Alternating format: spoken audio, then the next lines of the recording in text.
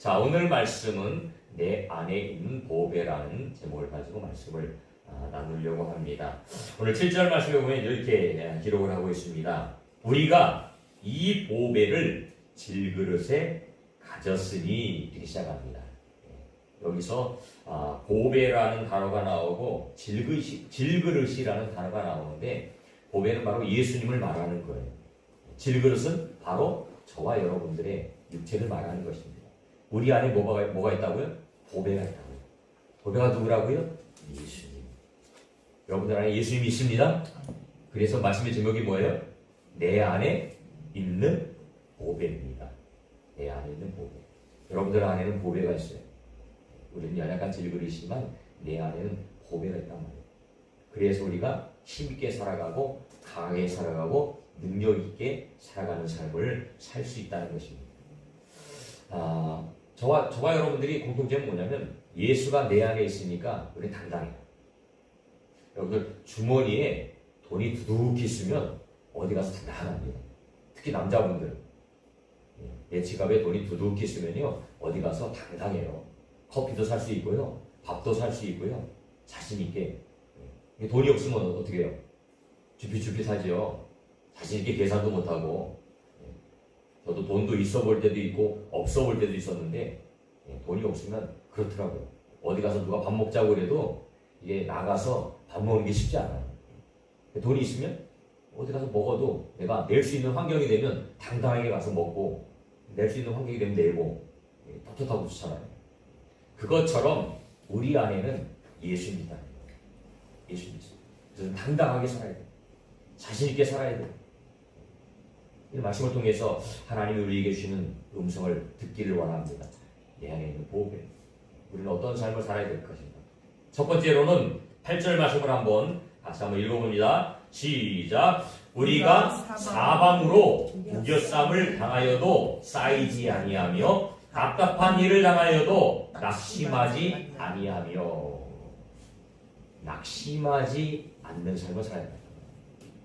낙심하지 마시기 바랍니다. 낙심하지 말아요. 왜요? 내 안에 보배가 있습니다. 근데 오늘 말씀 7절 하반절에 읽지 않았지만 이는 심히 큰 능력은 하나님께 있고 우리에게 있지 아니함을 알게 하리라. 그 능력이 우리 안에게 주어집니다. 하나님의 능력이 예수 그리스도를 통해서 우리에게 주어진다는 거예요.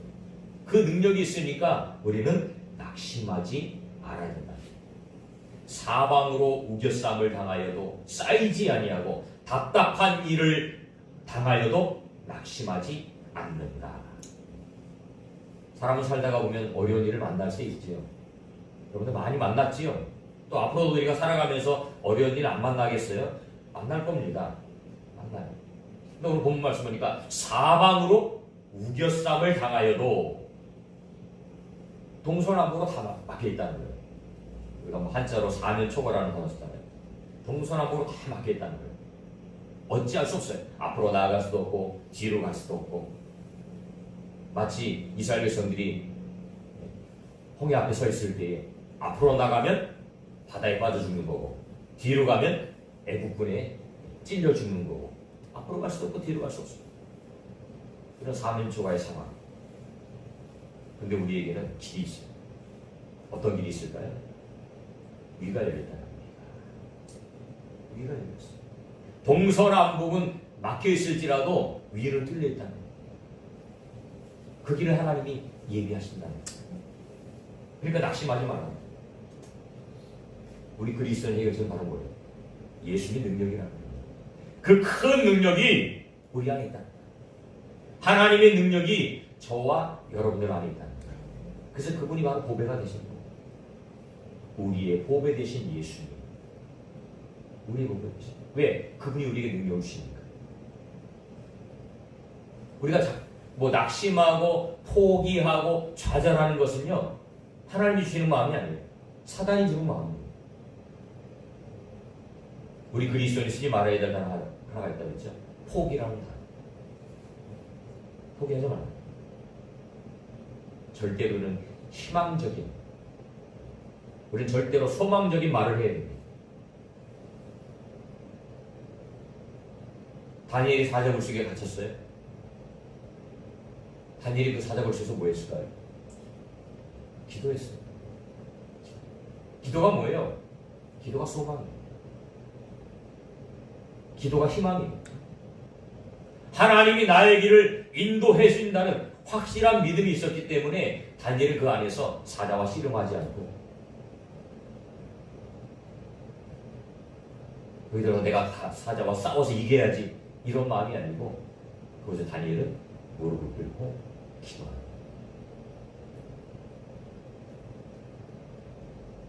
그 사자가 다니엘 건드리지 않잖아요. 누가요? 하나님이 사자의 입을 봉하시는 거예요. 아마 그 사자굴에 넣었을 때는 사자를 굶겼을 거예요. 그렇지 않겠어요? 사자에게 밥을 많이 주고 거기에 넣겠어요? 그럼 사람을 잡아먹을 이유가 없잖아요. 굶겼을 거란 말이에요. 근데 하나님은 그 사자의 입을 봉하셔요. 왜? 하나님 다니엘을 지켜야 됩니다. 다니엘에게 맡겨진 사명이 있습니다. 사방으로 우겨싸움을 당하였지만 다니엘은 하늘을 향해서 하나님께 기도합니다. 하나님, 저를 도와주세요. 은혜를 베풀어 주세요. 저를 구해 주세요. 낙심하지 말라. 바울과 신라도 마찬가지입니다. 감옥에 갇혔어요. 전도하다가 감옥에 갇혔어요. 근데 이들은 그 감옥 안에서 하나님을 뭐였어요? 찬송했다고 했어요. 찬송했어요. 기도하는 거예요. 예배하는 거예요.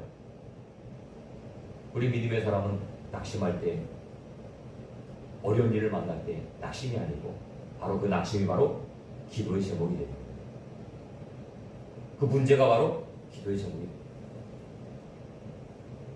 그러면 하나님은 그 모든 것들을 변화시킵니다. 변화시킵니다. 우리 옛날에 했던 찬양 중에서 이런 복음수가 있죠. 힘을 내세요, 힘을 내세요. 주님이 손잡고 계시잖아요. 주님이 나와 함께함을 믿는다면 어떤 역경도 이길 수 있잖아요. 주님이 함께하면 이길 수 있다. 낙심하지 말아요. 사방으로 우겨쌈을 당하고 답답한 일을 만날지라도 하나님이 보배 되신 예수님이 내 안에 계시면 나에게 능력이 주어지기 때문에 낙심하거나 포기하지 말라. 아직 여지까지 살아온 여러분들의 삶을 한번 생각해 보세요. 내가 낙심한다고 뭐 해결될 일 있나요? 해결된 일이 있나요? 없습니다. 없어요. 어려운 일 만날 때 우리는 그 문제가 바로 기도의 제목이에요. 어려운 일 만날 때가 바로 하나님을 만날 때입니다. 기도할 때. 그러면 하나님은 우리의 기도를 통해서 우리의 삶을 더 바꿔오십니다. 기쁨의 삶으로, 평화의 삶으로, 소망의 삶으로 바꿔오십니다. 여러분 낙심하지 마시기 바랍니다. 내 안에 능력이 되신 주님이 계십니다. 낙심하지 마십니다. 두 번째로 9절 말씀입니다. 같이 한번 읽어봅니다. 시작. 박해를 받아도 버림받지 아니하며 거꾸리됨을 당하여도 망하지 아니하고. 두 번째는 망하지 않는다. 망하지 않는다. 내 안에 보배이신 주님이 계시니까 우리는 절대로 망하지 않습니다. 신앙생활을 하는 사람들 중에 처음으로 교회 나오는 사람들이 공통적인 생각이 뭐냐면 교회에 나가면 모든 일이 잘 될 것이다 라는 생각을 가지고 나와요. 만사형통이라는 생각을 하고 나옵니다. 그런데 그렇지 않아요. 현실은 교회에 나와도 똑같이 어려운 문제를 만나게 되어요. 아니 오히려 안 다닐 때보다도 더 어려운 일을 만날 수도 있어요. 오늘 분명히 본 말씀은 박해를 받아도 버림받지 아니하며 거꾸로 뜨림을 당하여도 망하지 않는다. 예수 믿었는데도 박해가 있어요. 오히려 초대교회 때는요, 예수 믿는 것 때문에 수많은 사람들이 죽임을 당했습니다. 그때는 목숨을 걸고 예수 믿었어요. 우리가 잘 알고 있는 카타콤이라는 지하 동굴이 알잖아요. 그 동굴 속에 들어가서 신앙을 지키기 위해서 그렇게 했다는 거예요.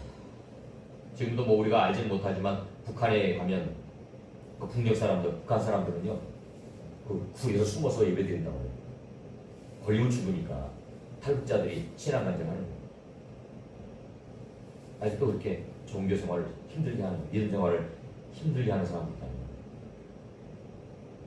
근데 분명히 우리가 생각해야 될 건, 알아야 될 건 뭐예요? 망하지 않는다. 망하지 않는다. 왜? 내 안에 능력이 되신 주님이 계시기 때문에 그렇다. 옛날에 오뚜기라는 인형이 있었습니다. 요즘은 오뚜기라는 인형 별로 없더라고요. 넘어뜨리면 딱딱 쓰고 넘어뜨리면 다시 제자리에 쓰고 하는 오뚜기. 우리 그리스도인이 그런 사람이에요. 사단 계속해서 우리를 공격합니다. 넘어뜨리려고 하는 거예요. 여러 가지 방법을 통해서 우리를 공격합니다. 어떤 사람은 물질을 통해서 공격하고, 어떤 사람은 건강을 통해서 공격하고, 어떤 사람은 어떤 사람과의 관계를 통해서 공격하고, 여러 가지 방법을 통해서 공격하지. 흔들어 놓는 거예요. 그 사람의 약점을 다 찾아서 공격을 합니다. 근데 우리가 믿음에 바로 서 있으면 넘어질 수는 있지만 다시 해가는 거예요. 다시 회복하는 거예요. 오뚜기 같은 인생을 살아가는 거예요. 그래서 바울이 고백하잖아요. 내게 능력 주시는 자 안에서 내가 모든 것을 할 수 있습니다. 이 고백을 합니다.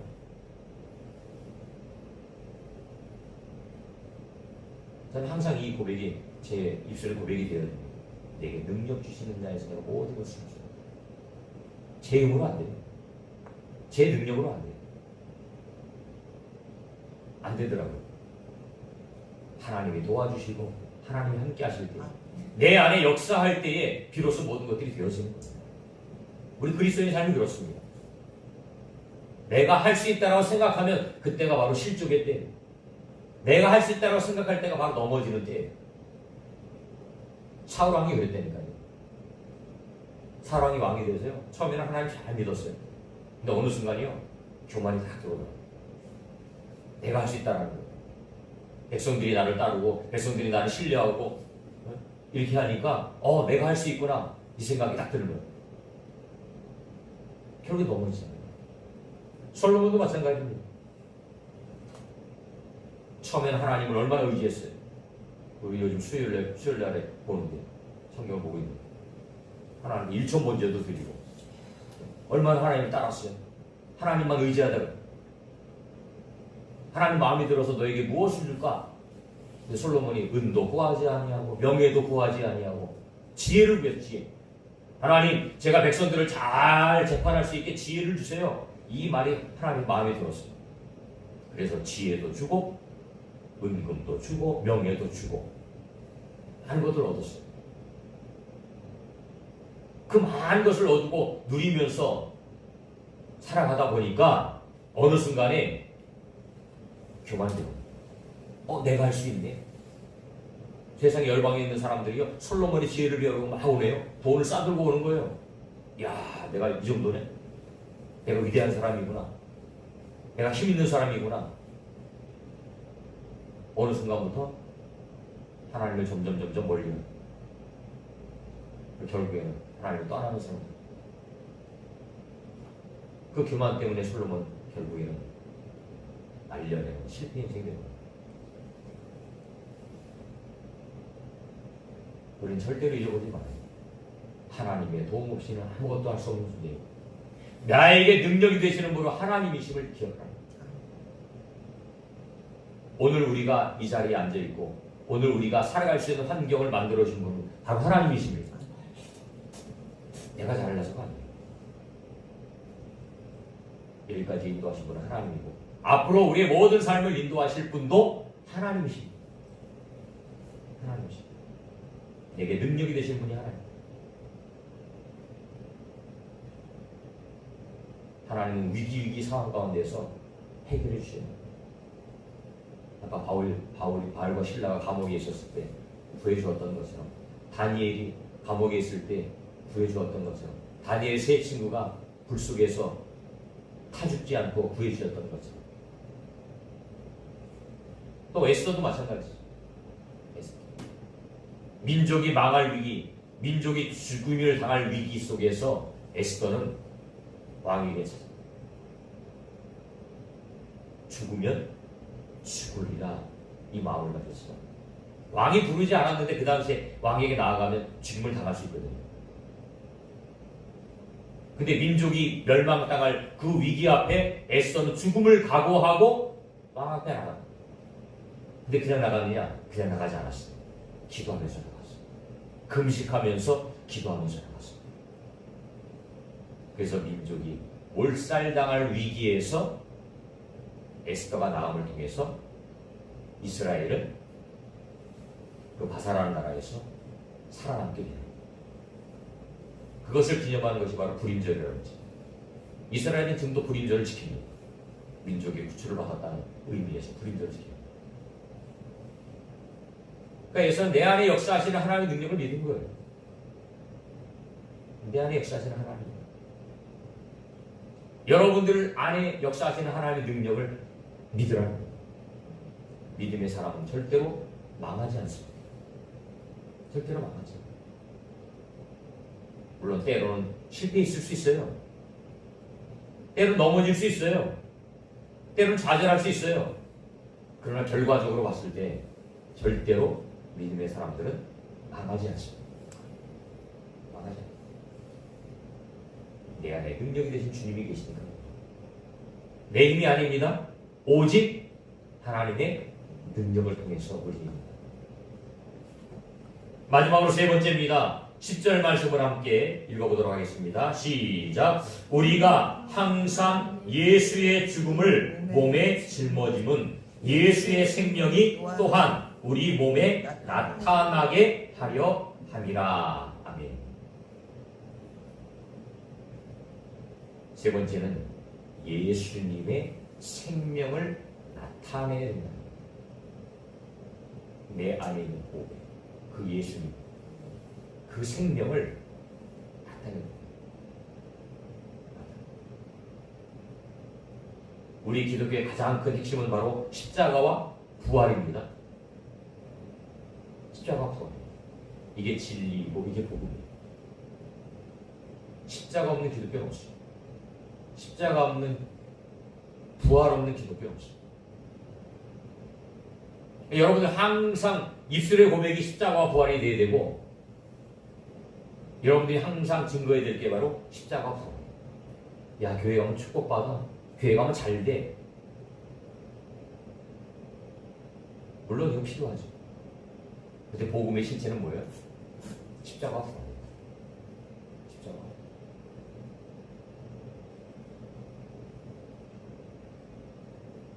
십자가를 통해서 우리는 죄의 대속함을 받았다. 부활을 통해서 마귀와 사망의 권세에서 해방받았다. 이게 복음의 실체라는 거예요. 우리 예수 그리스도 없이는 해결될 수 없습니다. 죄 문제가 해결될 수 없어요. 예수님 아니고 해결될 수 있는 방법이 있어요? 없어요. 착한 일 많이 하면 죄 해결받아요? 아니에요. 산속에 들어가서 머리 감고 돌을 닦으면 죄 문제가 해결되나요? 아니에요. 그럴 수 없어요. 예수님을 통해서만 이 문제가 해결돼요. 그 예수의 생명이 우리 몸에 나타나게 하는 예수의 생명.